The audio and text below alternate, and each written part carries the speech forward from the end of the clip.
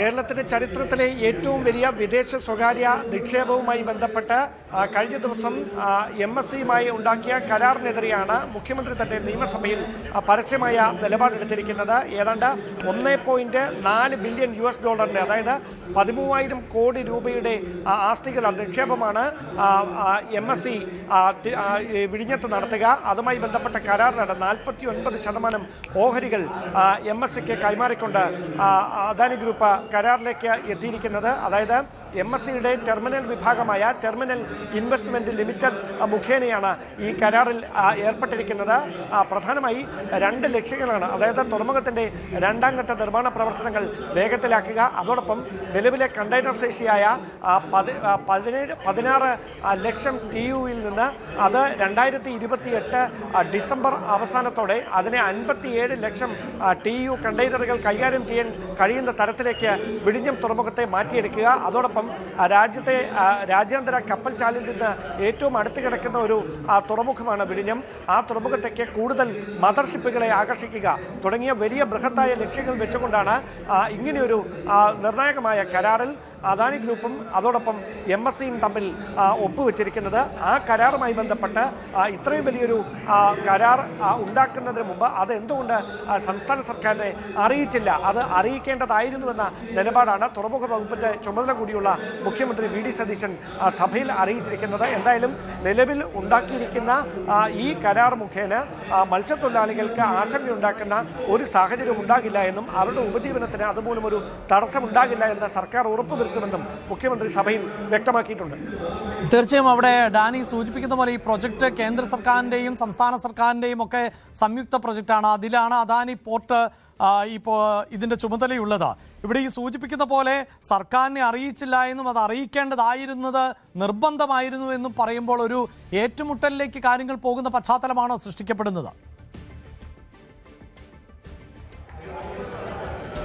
നിലവിൽ ഒരു ഏറ്റുമുട്ടലിലേക്കും പോകാൻ കഴിയില്ല. കാരണം സംസ്ഥാനം കടുത്ത സാമ്പത്തിക പ്രതിസന്ധിയിൽ മുങ്ങുന്നതിനിടയിൽ വിഴിഞ്ഞം തുറമുഖത്തിന്റെ നിർമ്മാണം പൂർത്തിയാക്കുന്നതിൽ സിംഹഭാഗവും അതിനുവേണ്ടി നിക്ഷേപം നടത്തിയതും പുലിമുട്ട് നിർമ്മാണത്തിന് അടക്കമുള്ള പണം മുൻകൂറായി കൈമാറുകയും ചെയ്തതുമെല്ലാം അദാനി ഗ്രൂപ്പാണ്. അതുകൊണ്ട് തന്നെ അദാനി ഗ്രൂപ്പുമായി ഏറ്റുമുട്ടിക്കൊണ്ട് ഈ ഒരു വിഷയത്തിൽ മറിച്ചൊരു നിലപാട് സ്വീകരിച്ച് സംസ്ഥാനത്തിന് മുന്നോട്ട് പോകാൻ കഴിയില്ല. കാരണം തുറമുഖം സംസ്ഥാനത്തിന്റെ മാത്രം പരിധിയിൽ വരുന്ന ഒരു കാര്യമല്ല. അവിടെ കേന്ദ്ര സർക്കാരിൻ്റെ ഇടപെടലുകൾ പല ഘട്ടങ്ങളിലും ഉണ്ടാകുന്നത് നമ്മൾ കണ്ടതാണ്.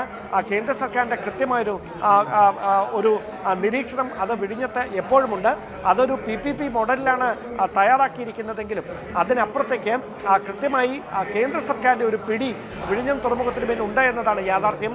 എന്തായാലും ഇത്രയും വലിയൊരു സ്വകാര്യ നിക്ഷേപം നടത്തുമ്പോൾ ആ നിക്ഷേപത്തെ സംബന്ധിച്ച് അനൗദ്യോഗികമായിട്ടെങ്കിലും കേന്ദ്ര സർക്കാർ പ്രതിനിധികളുമായി അദാനി ഗ്രൂപ്പ് ചർച്ച നടത്തിയിട്ടുണ്ടാകണം. ആ ചർച്ചകളുടെ അടിസ്ഥാനത്തിലായിരിക്കണം ഇങ്ങനെ വലിയൊരു തീരുമാനത്തിലേക്ക് നീങ്ങിയിരിക്കുന്നത്, കരാർ ഒപ്പിടുന്ന ഒരു സാഹചര്യത്തിലേക്ക് കാര്യങ്ങൾ എത്തിയിരിക്കുന്നത്. എന്തായാലും അതൃപ്തി സംസ്ഥാനം അറിയിക്കും. അത് പരിഹരിക്കാനായി അദാനി ഗ്രൂപ്പ് മുമ്പോട്ട് ചില മാർഗനിർദ്ദേശങ്ങൾ വെക്കും എന്നതിന് അപ്പുറത്തേക്ക് നേർക്കുനേരൊരു ഏറ്റുമുട്ടലിലേക്ക് പോയി ഈ സ്ഥിതി കൂടുതൽ വഷളാക്കുന്ന ഒരു സാഹചര്യം നിലവിലെ സാഹചര്യത്തിൽ സംസ്ഥാനത്തിന്റെ ഭാഗത്തുനിന്ന് ഉണ്ടാകില്ല എന്ന് തന്നെയാണ് മനസ്സിലാക്കാൻ കഴിയുന്നത്. യെസ്, എന്തായാലും സർക്കാരും അദാനി ഗ്രൂപ്പും തമ്മിലുള്ള ഒരു ഏറ്റുമുട്ടലിന് സാധ്യതയില്ല എന്ന് തന്നെയാണ് ഡാൻ പറയുന്നത്. പക്ഷേ അവിടെ സാങ്കേതികമായ നടപടിക്രമങ്ങൾ പാലിച്ചില്ല എന്ന് പറയുമ്പോൾ ഇപ്പോൾ അദാനി ഗ്രൂപ്പിന്റെ ഭാഗത്ത് നിന്ന് വരുന്നത് നിലവിലെ ധാരണ പ്രകാരമുള്ള ചില നീക്കങ്ങൾ മാത്രമാണ് നടത്തിയിട്ടുള്ളത് എന്നതാണ്.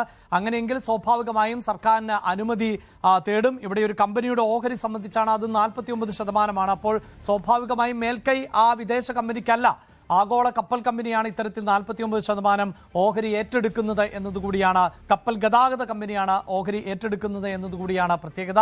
നിലവിൽ കേരളത്തിൻ്റെ സാമ്പത്തിക മുന്നേറ്റത്തിന് വഴിത്തിരിവാകുന്ന ഒരു പ്രൊജക്റ്റ് കൂടിയാണ് എന്നതുകൊണ്ട് തന്നെ അത് രമ്യമായി പരിഹരിക്കാൻ തന്നെയായിരിക്കും സർക്കാരിൻ്റെ ഭാഗത്തു നിന്നും ശ്രമം ഉണ്ടാവുക. കൂടുതൽ വാർത്തകൾക്ക് News 18 Keralam YouTube channel subscribe ചെയ്യുക.